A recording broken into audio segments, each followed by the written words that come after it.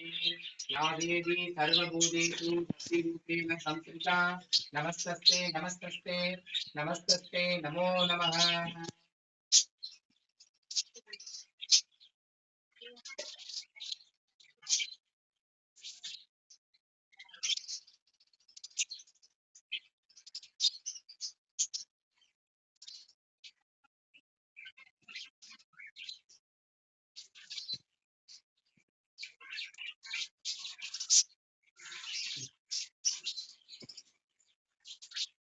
कात्यायनाय विद्महे कन्याकुमारी धीमहि तन्नो श्रीशैल्यम्बरे प्रचोदयात्।